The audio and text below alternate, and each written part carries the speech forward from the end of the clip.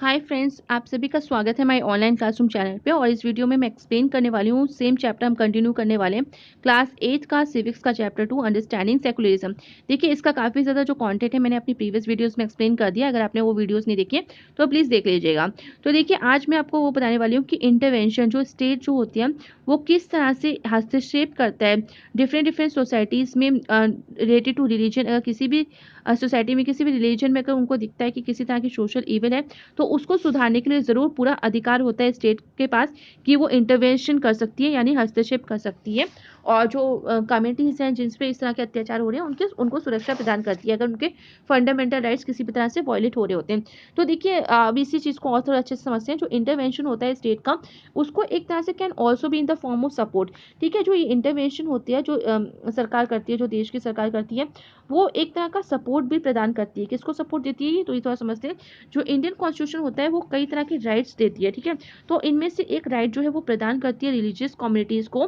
किस तरह का राइट्स, कि वो अपने खुद के स्कूल्स ओपन कर सकते हैं, कॉलेजेस ओपन कर सकते हैं, और इसके लिए उन्हें फाइनेंशियल एड, यानी एड मीन सहायता, ठीक है, हेल्प भी दी जाती है, पैसों की हेल्प दी जाती है। और ये on a non preferential basis, इसका इसका मतलब ये होता है किसी एक रिलीजन को ना देके वो सभी को देते हैं जिसको ज़रूरत होती है। ठीक है, तो ये ऐसा नहीं कि किसी एक को प्रीफर करें, किसी एक को प्रायोरिटी पे रखें। तो नॉन प्रेफरेंशियल बेसिस पे होता है, यानी किसी एक को प्रीफर ना करते हुए सभी को समान अधिकार के रूप में इस तरह की सहायता प्रदान की जाती है कि रिलीजियस कम्युनिटीज़ अपने खुद के स्कूल कॉलेजेस खोल सकते हैं अपने धर्म को और प्रचार प्रसार करने के लिए। बट देखिए, ज़बरदस्ती नहीं कि वो किसी से करवा सकते हैं, नहीं तो वो इलीगल वर्क हो जाएगा। तो जिसको मर्ज़ी होगी वो इनके कॉलेजेस स्कूल में पढ़ सकता है, इनकी लैंग्वेजेस सीख सकता है, इनके जो रिलीजियस में अच्छी बातें हैं वो सीख सकता है, तो उसकी पूरी छूट होती है सभी को। तो in what way is Indian secularism different from that of other democratic countries. तो अब क्वेश्चन ये आता है यहाँ से कि इंडियन सेकुलरिज्म जो है वो किस तरह से डिफरेंट है अदर डेमोक्रेटिक कंट्रीज़ के रिलीजन से, या फिर अदर डेमोक्रेटिक कंट्रीज़ के सेकुलरिज्म से। तो ये किस तरह से अलग है, तो देखिए, some of the above objectives are similar to those that have been included in the constitution of a secular democratic countries in other parts of the world। तो कुछ जो ऑब्जेक्टिव्स हैं जो सेकुलरिज्म के, वो बिल्कुल कुछ समानताएं रखते हैं दूसरे देशों के कॉन्स्टिट्यूशंस में से, जो और डिफरेंट डिफरेंट कंट्रीज़ के कॉन्स्टिट्यूशंस हैं जिनमें सेकुलर वर्ड को डिस्क्राइब किया है, डेमोक्रेटिक कंट्रीज़ हैं, तो कुछ तो सिमिलैरिटीज़ हैं। फॉर एग्जांपल, जैसे कि first amendment of the US constitution prohibits the legislature from making laws respecting and establishment of religion, और that prohibit the free exercise of religion.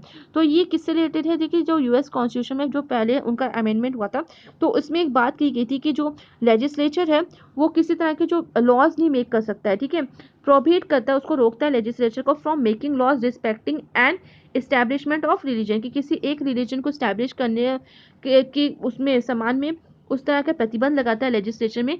और साथ ही क्या प्रोहिबिट करता है, the free exercise of religion, कि एक रिलीजन को किस तरह से लोग जो फ्री एक्सरसाइज उसको फॉलो कर सकते हैं, तो उस पर भी थोड़ा प्रतिबंध लगाता है। तो what is mean by the word establishment, तो इस्टेब्लिशमेंट का क्या मतलब हुआ, तो is that the legislature can not declare any religion as the official religion.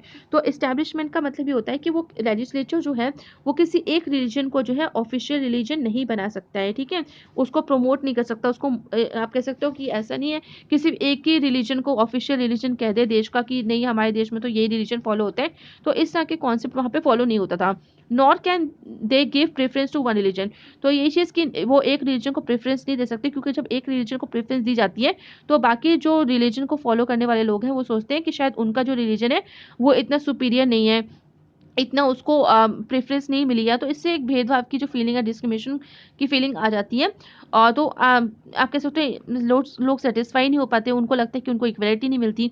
तो इन यूएसए की जहाँ देखा गया, तो the separation between state and religion means that neither the state nor religion can interfere in the affairs of one another. तो USA में बिल्कुल separation है स्टेट का रिलीजन से। तो इसका मतलब ये है कि ना स्टेट रिलीजन के कामों में इंटरफेयर नहीं करेगा, और साथ ही जो रिलीजन है वो स्टेट के कामों में किसी तरह का इंटरफेयर नहीं करेगा। तो there is one significant way in which Indian secularism differs from the dominant understanding of secularism as practiced in the United States of America. This is because unlike the strict separation between religion and the state in American secularism, in Indian secularism the state can intervene in religious affairs.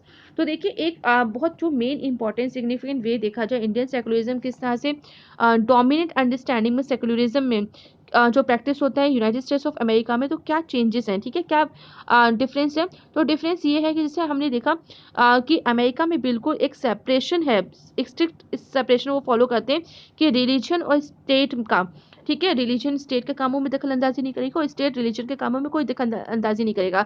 But अगर आप Indian secularism देखो तो बिल्कुल Indian secularism भी ठीक है, काफ़ी छूट देते हैं कि जिसको जो रिलीजन फॉलो करना है वो करे।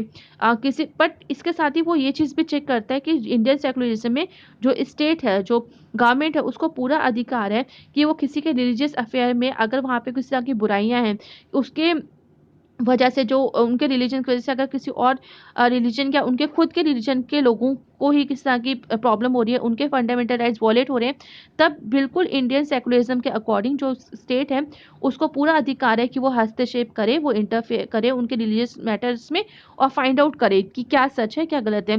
तो अगर किसी भी तरह की सोशल इविल्स तरह की बुराइयां दिखती हैं जिसकी वजह से लोगों के फंडामेंटल राइट्स वॉलेट हो रहे हैं, तो वहाँ पे इंडियन सेकुलरिज्म के अकॉर्डिंग स्टेट जो है वो अपना पक्ष रखती है और उस पर कार्रवाई भी करती है। तो you have read about how the Indian Constitution intervene in Hindu religious practices in order to abolish untouchability।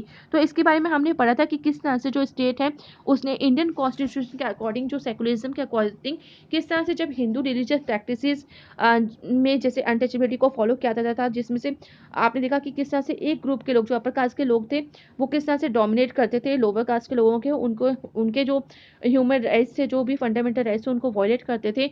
तो इस वजह से पूरे का पूरे जो स्टेट था उसने इंटरफेयर भी किया सेकुलरिज्म के अंतर्गत, और अनटचेबिलिटी जैसी जो सोशल इविल थी उसको एबोलिश भी किया, उनको खत्म भी किया, ठीक है, एबोलिश मतलब खत्म कर देना किसी चीज़ को। तो अनटचेबिलिटी छुआछूत वाली चीज़ को जो मानते थे कि उनको छूने से वो पोल्यूटेड हो जाते हैं, तो इस प्रैक्टिस को भी अंत कर दिया गया।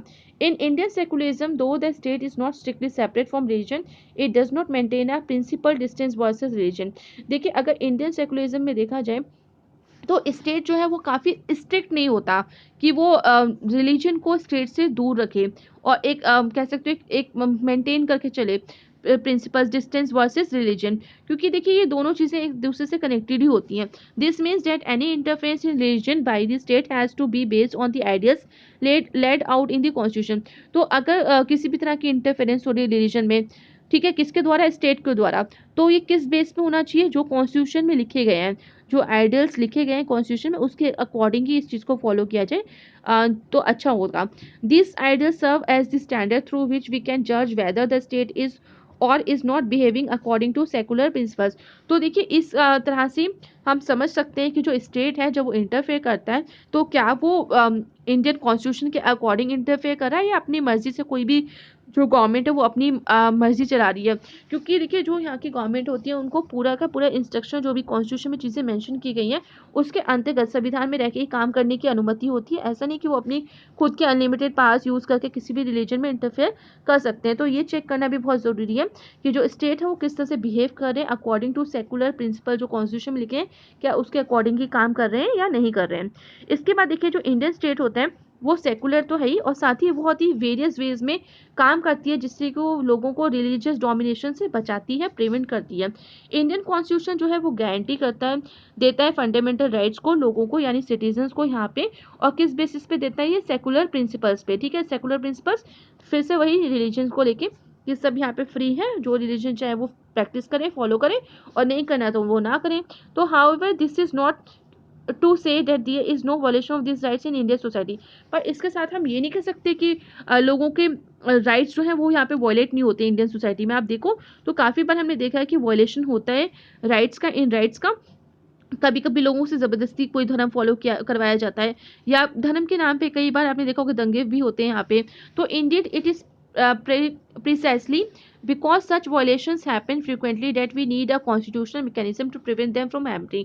तो इस तरह की जब चीज़ें, इस तरह के वायलेशन जब कंट्री में फ्रिक्वेंटली होते हैं एक के बाद एक, तो हमें बहुत ज़्यादा ज़रूरत है कि कॉन्स्टिट्यूशनल मैकेनिज्म को फॉलो किया जाए, ठीक है, कॉन्स्टिट्यूशन के अकॉर्डिंग, संविधान के अकॉर्डिंग ही सब काम किया जाए, सारी कार्रवाई की जाए, जिससे कि काफ़ी ज़्यादा इस तरह की जो वायलेशंस होते हैं है ना उनको रोका जा सके।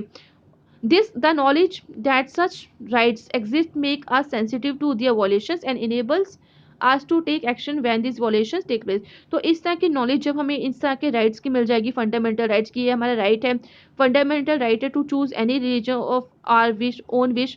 तो हम प्रैक्टिस कर सकते हैं कोई भी रिलीजन। तो इस तरह के जब हमें अपने फंडामेंटल राइट्स की नॉलेज मिल जाएगी तो काफ़ी ज़्यादा हम सेंसिटिव रहेंगे इस तरह के वायलेशंस के प्रति, और हम एक्शन भी लेंगे, ठीक है। जब किसी तरह के इस तरह के वायलेशंस होंगे, अगर हमारे राइट्स हमको नहीं मिलेंगे तो हम बिल्कुल उसके खिलाफ आवाज़ उठाएंगे, उसके खिलाफ कोर्ट में अपील भी करेंगे। तो आई होप यहाँ तक आपको क्लियर हो गया होगा पूरा चैप्टर।